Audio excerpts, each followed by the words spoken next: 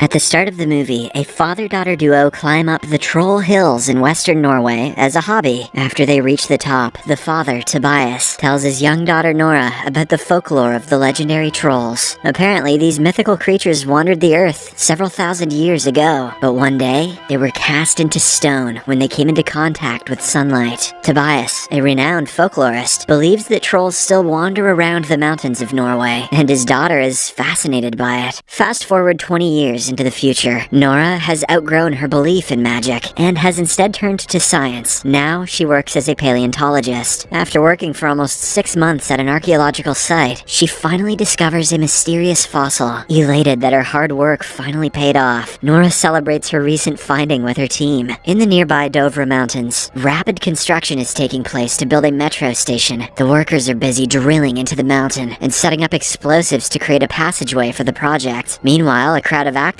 is protesting against the construction, shouting that the government should let the mountain live. Ignoring their protests, the chief sets off the explosives, blowing the mountain into smithereens. He makes hard eye contact with the activists when he hits the button, too. Savage. He and the workers then go inside the Dovre cave to check, but shockingly, they hear a loud roar. Moments after, they feel the ground shake, and an ancient mythical creature rises from the rocky depths of the mountain. Horrified, the workers run for their lives, but the falling mountain debris eventually seals their fate. Shortly after, the news of the incident reaches the Norwegian Armed Forces headquarters in Oslo. The general decides to send an aircraft to get clear images of what really happened at the site. He then gives instructions to alert the Prime Minister. Next, we see the Norwegian Prime Minister and her advisor, Andreas, heading to the military base. On their way, the Minister of Defense updates them on the situation and reveals that over 50 people died in the incident. He then displays some pictures of Ground Zero, and with a closer view, we can see gigantic holes in the ground. Andreas says they look like footprints, but he's not qualified to have an opinion. Meanwhile, Nora is still celebrating with her colleagues on the occasion of her groundbreaking discovery. She begins to give a speech, but suddenly, a military helicopter arrives. Then a soldier comes out and tells Nora that she's been summoned by the Prime Minister in Oslo. Wasting no time, she gets on the chopper and heads towards the military base. After her arrival, she is escorted by Andreas to a room full of government officials. Nora joins them as they discuss the current situation. The officials presume that the destruction was caused by some kind of gas, but Nora says otherwise. After reviewing the footprint image closely, she suspects it could be a prehistoric animal that has risen from the mountains. Andreas says it could be supernatural, but he's not qualified to have an opinion.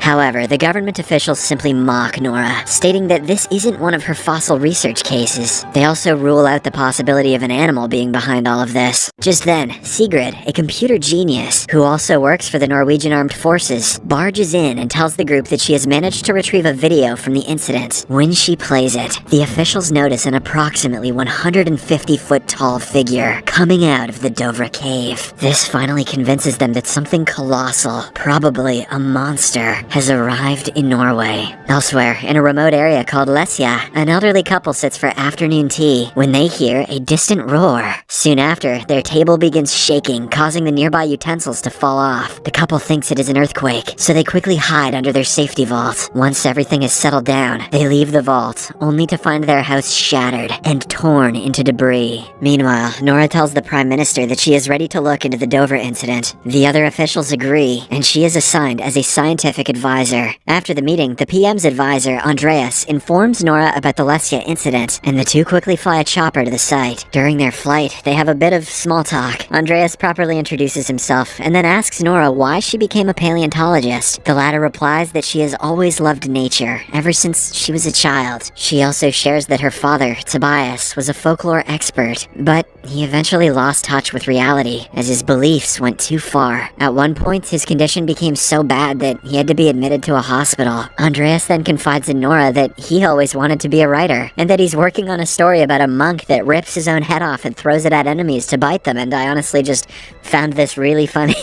Once Nora and Andreas reach the site, they are taken aback by the destruction. Soon, they are greeted by Captain Chris Holm, Special Operations Command. Chris briefs the two about the situation, explaining that the creature continued its track 2 miles south into the mountains. But although they did a sweep of the area, they couldn't find anything. It's almost as if the gigantic creature disappeared into thin air. Following this, the trio interviews the elderly couple, who are still shaken up by the incident. The wife reveals that she did not see anything. However, she did hear a strange howling sound. The sound was terrifying, much like that of King Kong. It was also mournful and sad. Unfortunately, the information is inconclusive, so Nora is left to inspect the surroundings by herself. Suddenly, she smells a strange odor that leads her into one of the giant footprints. Nora then scans the area for any clues, but strangely, there are no biological signs in it. It's almost as if the creature is not a living organism at all. Now, with all evidence leading to a dead end, Nora decides to seek help from her estranged father, who is living in a remote mountain alone. Nora, Captain Chris, and Andreas fly to his place in a chopper. Their first encounter is a bit hostile, but Tobias eventually calms down and takes them inside his house. Surprisingly, even after all these years, he is still researching the mythical creatures known as trolls. After a while, the group shows him the video that Sigrid retrieved earlier. Tobias is taken aback by what he sees, and he starts murmuring, "They are here."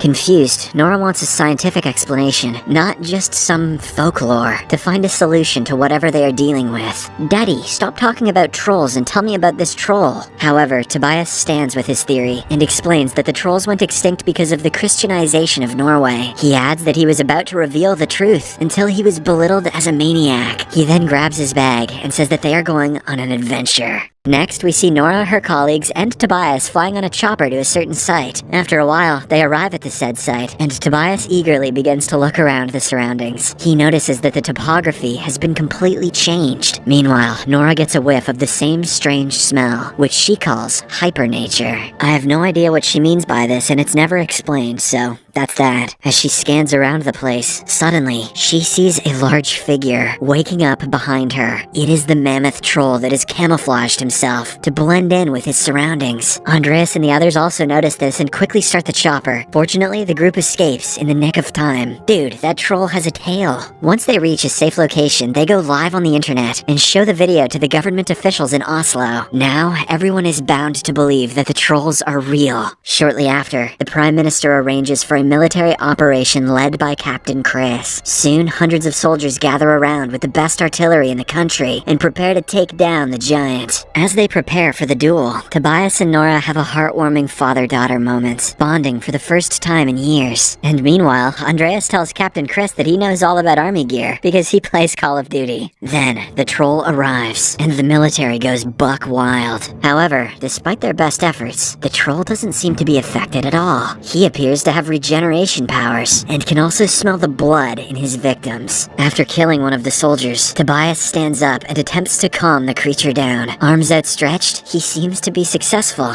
Initially. At the same time, another vehicle arrives and pummels the troll with several bullets. As it turns and squashes the people inside, Tobias is inadvertently thwacked with the troll's tail, sending him flying and crashing to the ground. He tries to say something to Nora, but sadly passes away before he can elaborate on his words. That night, a devastated Nora goes through her father's journal, trying to figure out how to stop the troll, or at least understand him better. After hours of reading, she learns that the trolls used to throw boulders at churches, as they hated the sound of bells. Later, she shares the information with the officials, claiming that they have to think out of the box. The Minister of Defense doesn't want to move forward with such a far-fetched, superstitious plan, but since they have no better option, the General and the Prime Minister give her the green light. In the next scene, we see 4 military helicopters, each attached with a large church bell, moving towards the troll. The plan appears to work at first, and the troll becomes visibly weak, but after a while, he gets used to it and destroys most of the choppers. With this, Nora's idea of attacking the monster with church bells fails spectacularly, causing even more massacre and destruction. However, the troll does save a small child from his imminent demise, showcasing once again that the beast appears to feel emotions begins. To make matters worse, at this point, news outlets from around the world have picked up the story and are broadcasting it. In the aftermath, the Prime Minister gives a speech on TV to try and calm the nation. At first, she apologizes for her cabinet's incompetence and then declares a state of emergency. She also urges the residents of Oslo and other surrounding areas to immediately evacuate, as for some reason the troll appears to be headed straight for the capital. Meanwhile, due to her failure, Nora loses her seat at the table. On the other hand, Andreas learns that the government plans to bomb Oslo in hopes of destroying the troll. He has some thoughts on this, but he's still not qualified to have an opinion, so he resigns from his position. Both Nora and Andreas then leave the headquarters. In no time, thousands of people start queuing up to leave the city. Andreas and Nora are also among them. The latter is still gutted that she couldn't find a solution to the troll problem, and decides to take one last look at her father's journal. Lo and behold, she finds a clue. She notices the word Sinding written multiple times in the journal. Andreas tells her that Sinding is actually a prince living in the royal palace in Oslo. How did Nora not know about that? He apparently is one of the wealthiest guys in the country. Hearing this, Nora insists that they turn the car around and head back, believing a clue lies in the royal palace in Oslo. After a while, they arrive at the palace and meet Rikard Sinding, who also appears to be waiting for them. Then, he takes them inside and finally reveals the truth about the trolls of Norway. As it turns out, Tobias was right all along. These mythical creatures actually used to walk the country's lands. At the palace, Nora and Andreas are taken deep into the underground tunnels, where Sinding reveals that he and the other officials destroyed Tobias's life in order to protect their secret. When Nora's dad got too close to the truth, Sinding himself arranged for the old man to be committed to a mental health hospital to protect the secret. And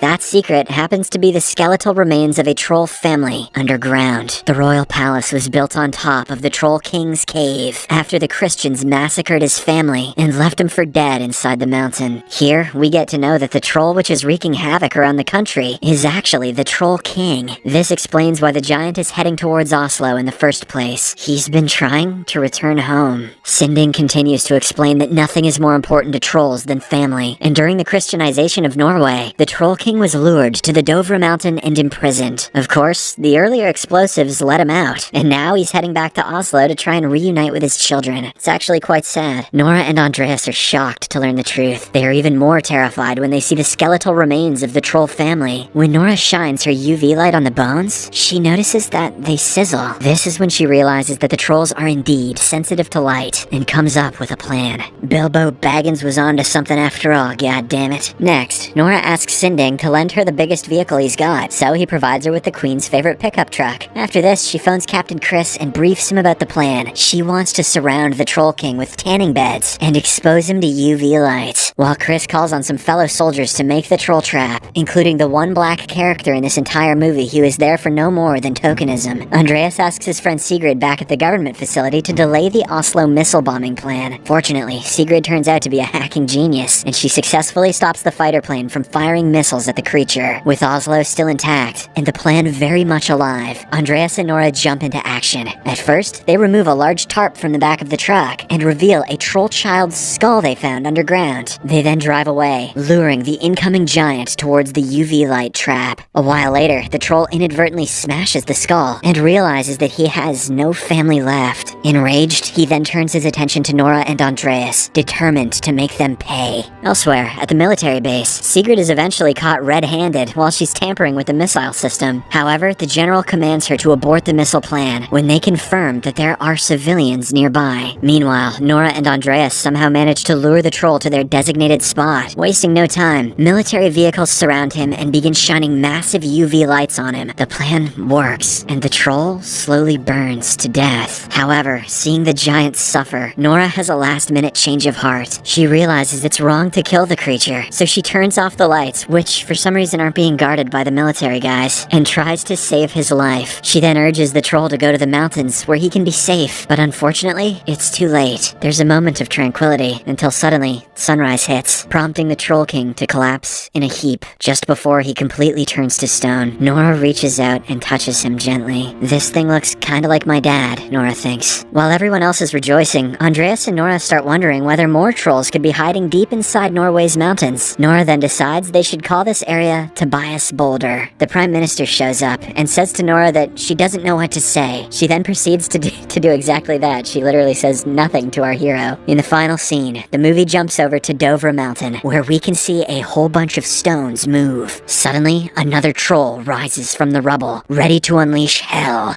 on the people of Norway. Look out, boys! It's troll time! Subscribe for more videos like this, turn on notifications, and leave a like to help the channel out. Thank you for watching.